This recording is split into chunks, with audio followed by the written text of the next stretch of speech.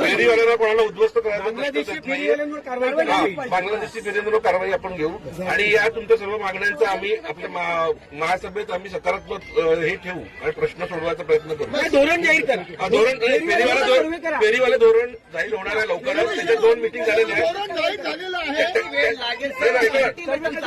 फेरीवाला एक मिनिट फेरीवाला 1 महिना 2 महिना किती सर ऐका ना फेरीवालाच्या 2 मीटिंग झालेल्या आहेत. त्याचं इलेक्शन आता पुढच्या मला मार्च किंवा एप्रिलमध्ये जे 16,000 मागे फेरीवाला सर्वेक्षण झालेलं त्याच्यातनं आता इलेक्शन होणार आहे. त्यातले 8 सीट तुमच्या फेरीवाल्यांमधले आहेत. 8 सीट शासकीय पद आहेत.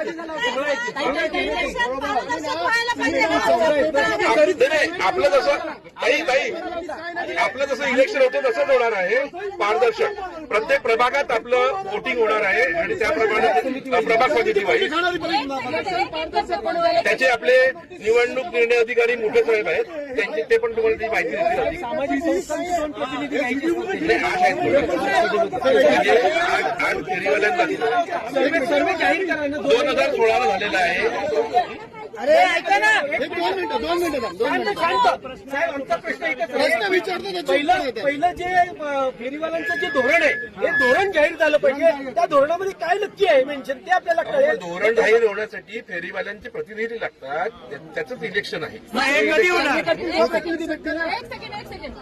समिती स्थापन करणं म्हणजे जब तक आपका सर्वे नहीं होगा तब तक प्रतिनिधि जाहिर कैसे होंगे और इसमें कितना और वक्त क्योंकि एक सेकंड महानगर पालिका को बनके 16 साल हो गए. 5 साल प्रशासन सर्वेक्षण हुआ है मैडम 2016 में. नाही एक मिनिट तेव्हापासून कधी किती वर्षांनी होतो 5-5 वर्षांनी सर्वे होतो. आम्ही कायद्याचा अभ्यास केला. त्यानंतर तो होणार दुसरा. हा प्राथमिक सर्वे झालेला 5 आहे. वर्ष राहून गेली ना. पहिला सर्वे करा. आता मला जेवढी माहिती आहे तेवढी सांगितलेली आहे. तुम्हाला त्याचं लेखी उत्तर उद्या मिळेल सर्व. हॅलो मित्रांनो एक लक्षात घ्या. हॅलो जरा शांत राहाल का जरा प्लीज मित्रांनो एक लक्षात घ्या. आज आपण निवेदन दिलेलं आहे. उद्या वाटल्यास एक शिष्टमंडळ आपण माननीय जे मोठे साहेब आहेत त्यांच्याबरोबर बसा आणि ते उद्या सकाळी पत्र देतील. उद्या सकाळी तसं पत्र द्या. आता आम्हाला पत्र द्या.